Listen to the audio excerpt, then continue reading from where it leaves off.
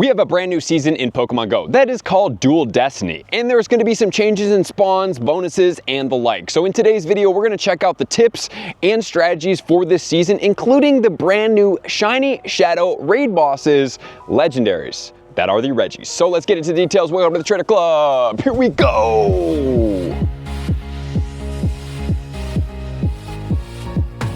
The Dual Destiny event starts on Tuesday, December 3rd, which is already started for you guys and myself. And then it's going to go all the way until March 4th. So we have 3 months to be able to capitalize on this. One of the bonuses of the season is my favorite bonus. One of my favorite bonuses. I have 2 of them. Number 1 is an additional remote raid pass, and that's going to be this season. So that is super exciting. And number 2, what we have here is my other favorite bonus, which is an extra special trade every single day. Okay, but that is not this season. It is the raid pass bonus, which I love. There is going to be extra Stardust from rocket battles, which we will check out here in a second because it's 6 minutes until noon, and you're going to be getting extra Stardust from gifts. So I really encourage you guys to make sure you are capitalizing on all of your gifting because you get lucky friends, extra XP, you get pretty good items such as Ultra Balls, and then finally you're going to be getting a boost in Stardust. It's not going to be a crazy boost, but gifts are always a very great thing in the game. And then let's not forget about the Pokemon Go Unova Tour. So on the last weekend in February, it's going down on either 2 places. If you want to see the video, you can check it out up here, which is going to be New Taipei City for everybody that's in the Asia Pacific and over there, or in the US, it will be going down in Pasadena, California at the Rose Bowl Stadium. Last year, we did that event. It was crazy good. I love that event. You can check that out up here as well. It's a fantastic event. I honestly think it's one of the better in-person events that I've done, and they did a great job, and I can't wait to see what they're going to do again this year, which is obviously going to feature Zekrom as well as Reshiram. The question remains, will they be doing the fusion into the black and the white Kyurem versions? I don't know, but we will see very soon. Or will that be a Go Fest? But I can almost guarantee that in my heart, it's coming this year in 2025. And they also mentioned that Sinistee will be debuted in this season, which has already been done. Like we talked about in the beginning, we were having the Regice make their way into the game. So for the first one, we have Regice. Regice is going to be in raid battles for the month of December starting this coming weekend. So if you guys aren't going to the Safari Zone and you guys are like, wait, you're still in Oregon. Well, I could have filmed this video beforehand, but unfortunately my flight got canceled this morning, so I will be flying out on Wednesday evening instead of Tuesday morning, which gives me more opportunities to make videos for you guys to be able to have you guys prepared. So the first debut will be on Saturday the 7th. So hopefully I will be able to get the shiny this weekend in Hong Kong, and I'm excited to share that with you guys. There's gonna be a lot going on in Hong Kong. I'm very excited. Not only that, we have the tourism board that's gonna be showing us around the city all throughout the weekend, so I can't wait to show you guys that in the video as well. And that's gonna go all the way until Sunday, which is the last weekend in December on the 29th. And then it will change over into a different Regi, and it looks like the way they announce the Regis and how it's going seems a little bit different, so I don't know if it's going to be Regirock or Registeel, but please make sure if you want the Shadow Shiny to do at least a few raids enough to be able to get that shiny. And you can pursue it casually because, just as a reminder, if you don't get it the first time, more than likely they're going to run through these in this season, and then the next season they're going to run it back again if it follows suits as they have been doing in the past, because they did that with all the Kanto birds, and then they went to the Johto legendaries, and now they're going through these ones. So it's going to more than likely be here in the raids for 6 months. You will have 2 months for each of these bosses to be able to get the Shadow Shiny, but take advantage of this season, especially because you have 2 free passes per day. So now is a great time to capitalize and not have to pay any money for a Shadow Registeel. And obviously we did talk about the shiny will be released. And let's not forget that the Regis, especially the Regice, is going to be very buffed in defense. So it's going to be a little bit more challenging to take down, and it does not have a double weakness. And as far as the 100% IVs, it's going to be 1784 for level 20, or if it is snowing wherever you're at, hopefully you're not playing in the snow, but more than likely a lot of us in North America will for surely be doing that, 2230 if it is snowy weather. And then make sure to have an ice type mega when you're going in active. It doesn't have to be in the party, and you have 2 options, which is going to be Abomasnow and Gallade. And then let's talk about the top counter. Well, the top counter is going to be helped out by one of the upcoming weekends, which is going to be the Dusk Main Necrozma with Metal Claw as well as Sunstrike Steel. So this is the most effective Pokemon coming against the Regi. In spot number 2, if you don't want any extra XL candy from the Regice, you can use a Mega that's effective. And in some cases, if you guys do have lower parties, this may be the strategy. The strategy here would be the Mega Lucario with Force Palm and Aura Sphere. And then if you do want to go to the Charizard, you can do so, and that would be the Mega Charizard Y with Fire Spin and Blast Burn, which is the Calm Day move. In spot 4, we have Mega Blaziken, and then in spot 5, we have the Shadow version of Metagross. And the moveset will be Bullet Punch and Meteor Mash, which is a Calm Day move. Not only that, guys, you can use the regular Metagross as well as a budget counter. So please don't look over some of these other ones. Obviously, these are the strongest ones, but there are many budget counters of these available for us. Or you could do Mega Heracross and finally Reshiram. The one good thing about Reshiram is that it is not a flying and dragon combination. It's a fire dragon combination, so it's actually going to be neutral to ice as opposed to being weak to ice or even double weak to ice. And then there's going to be some Dynamax and Gigantamax debuts during this season. I'm expecting that there's probably going to be a few more Dynamax than this, but we do have the Machamp coming out through the Machop. Okay, the one thing I am going to caution you here is that Machop into Machamp for the Dynamax also has a Gigantamax. So there is a Gigantamax Machamp coming out eventually in the game. While I wouldn't say don't go after this Machop because it could prove to be effective, we already have things that can handle this Gigantamax Lapras, which is one of the things that I see them doing with their strategies. Then we also have the Dynamax Krabby coming into the game. So as far as the Gigantamax Lapras, just as a reminder, that is going to be a water and an ice type Pokemon. And we already do have the Gigantamax Toxtricity into the game that is going to be effective against this Pokemon. So hopefully you guys were able to do some of those Gigantamax. And if you weren't, and you have a friend that is lucky, take one of those Pokemon and you can power it up to level 40 with a whole lot less resources, and it doesn't have to go much beyond level 40. And just as a reminder, guys, the thing that I think is even crazier is that for a level 3 move on any of these Pokemon, it takes 50 XL candy to get there. And since we weren't getting guaranteed 3 XL candy per raid on this Toxtricity, which I found absolutely mind-blowing because of how challenging they are to take down, man, that's an expensive task because that's 150 XL candy to level 3 all of those Gigantamax moves. And doing 100 raids, I only have 327 XL candy to put that in perspective. So if I want to level 50 that Pokemon, that's 296 XL candy plus 150 XL candy on top of that, making that a grand total of 446 XL candy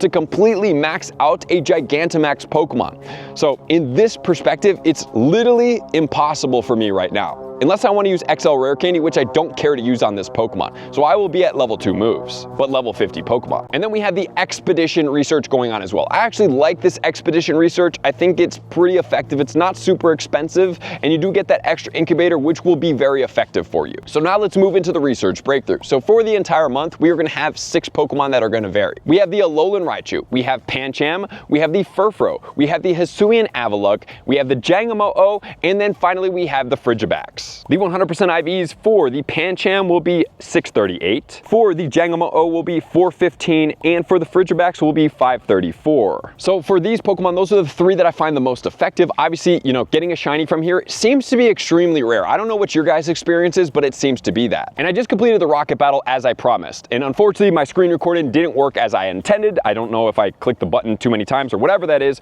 but we got 750 Stardust. Normally it's 500, so that's an extra 250 Stardust. The problem here is that there's a lot of Stardust required into this game. Did you know it's approximately 500,000 Stardust Pokemon Go to max a Pokemon from level 20 to level 50, and you're gonna give us an extra 250 Stardust per rocket battle? The Stardust proportions to maxing Pokemon is incredibly bad, in my opinion. You know, it's like we're playing this game, we're trainers, we're trying to level up our Pokemon and be more powerful, be trainers, but you require resources. That's the slowest grind in the game. The biggest grind is through Gigantamax raids, but the Gigantamax raids are extremely challenging to get a lot of people to come out to play those, so most people are just doing a couple, which isn't a monumental amount of Stardust. And since we're constantly getting new things, new raid bosses, new Pokemon, the amount of Stardust needed is absolutely obscene to be able to compete and keep up if you want to have your Pokemon maxed out, which is not even feasibly possible unless you just save a ton like myself. And even so, it's like, what, I can max out 100 Pokemon to level 50 and then I clear through 100 million Stardust? That's a lot,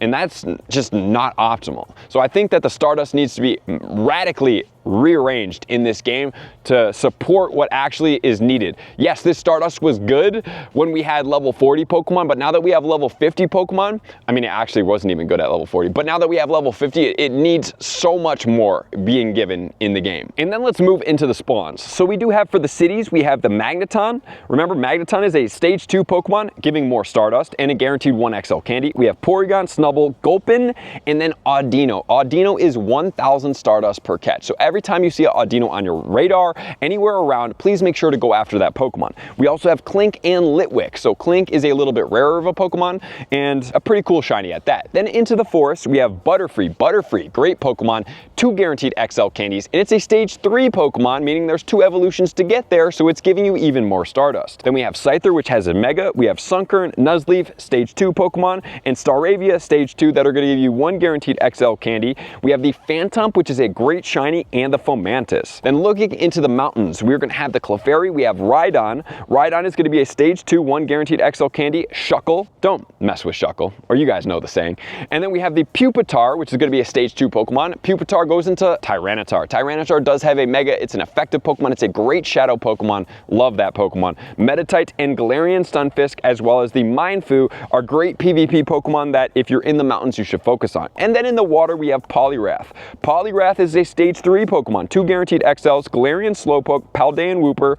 We have Lotad, Pelipper, stage 2, as well as Floatzel, stage 2, and Finneon. And I don't believe that's all the spawns there, but then we're going to go into the hemisphere. So in the northern hemisphere, you're going to be getting Absol, Turtwig, Chimchar, Piplup, Shinx, Gabite, stage 2 Pokemon that goes into the Garchomp. Garchomp is a Mega Pokemon, great Pokemon, very effective, even in the Shadow form, so please make sure to hunt those Rocket Grunts for the Roar Dragon types. That is the best grunt out there right now. Then we have the Deerling in the winter form. And then in the southern hemisphere, we're going to have the Lapras, Gligar, Trico, Torchic, Mudkip, all really effective starter Pokemon for Mega versions of that. Then we have the Summer Deerling and the Goomy. And then it's going to take us into the eggs. So for the 2-kilometer eggs, we have Psyduck, Cleffa, Swablu, Wynot, Bonsly, Larvesta, Litleo, and Wimpod. All of them have shinies. More than likely, you're just going to hatch a whole bunch of Psyducks. However, the rarest one in there is going to be Larvesta. And don't forget the Larvesta 100% IVs will be 855. And then into the 5-kilometer eggs, we're going to be getting Clamperl, Blitzel, Larvesta. Rarest hatch, but still possible. I have not hatched a shiny yet. I'm sure at some point it will be featured in eggs at a Go Fest or a Safari Zone or one of these events, and I will be able to take advantage of them. Inkay, Komala, that's pretty cool. Grookey, Scorbunny, and Sobble. Not a big fan of those Pokemon being in there as they have been spawning quite frequently throughout and they don't have shinies, but hey, it is what it is. And then we have the 5-kilometer Adventure Sync eggs. Remember, if you walk 25 kilometers in a week, you will get a 5-kilometer Adventure Sync egg. So this one will give you Skarmory, Munchlax, Riolu, Mantike, Tyrant, and Amora. Actually pretty good spawns there. And don't forget that the Riolu 100% IV will be 567. In the 7-kilometer eggs, we have a little bit of a shakeup here. We have the Alolan and Galarian Meowths. We have the Alolan Grimer. We have the Hisuian Voltorb, Quillfish. We have the Galarian Corsola that's now in those eggs. So if you guys do want that shiny, you can go after it. We have both of the red and the blue stripe Basculin and the Darumaka. And so all of these Pokemon do have shinies, which I love to see in eggs. And then we have the Route to Reward 7-kilometer egg. So if you didn't know, when you exchange a gift with, what's that guy's name? Anyway, I forget what his name is, but that guy, traveler guy, that at the end of the route, I'll eventually remember his name, you are going to be able to get a 7-kilometer egg if you have one of your 9 spots open. And in these eggs, you can get the Hisuian Growlithe and Sneasel. You can get the Galarian Farfetch'd or Corsola and one of the Basculin. So it's a smaller egg pool, but pretty cool at that. And then in the 10-kilometer eggs, we are going to be getting the Druddigon. We have the Larvesta Carbink.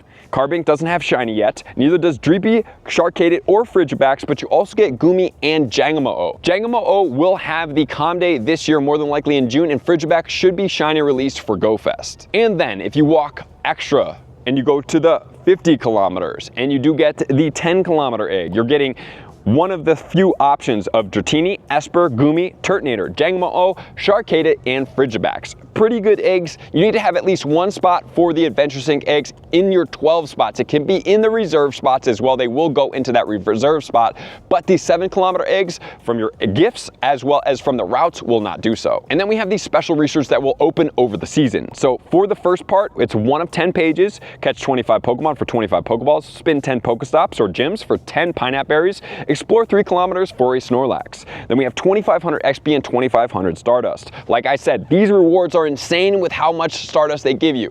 2500 is absolutely like nothing, dude. This needs to be 25,000 Stardust per, at least. And then we have catch 50 Pokemon for a lure module, collect 500 max particles for 2500 Stardust. Well, at least in here they're giving 25 and 25, so that's 5,000. A little bit better, but still not enough for those total rewards.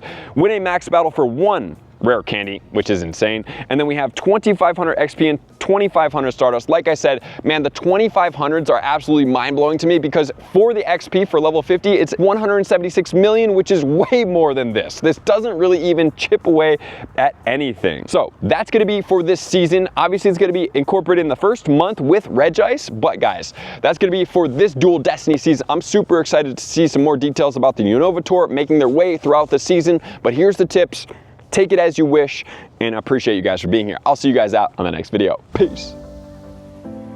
I want to take this time to thank everybody who supports me in every facet. It means the world to me, and an extra special thank you to all my Patreons. I greatly appreciate the extra support to continue to allow me to pursue Pokemon Go full time, allowing me to create my daily video uploads in the most timely fashion for everyone's benefit.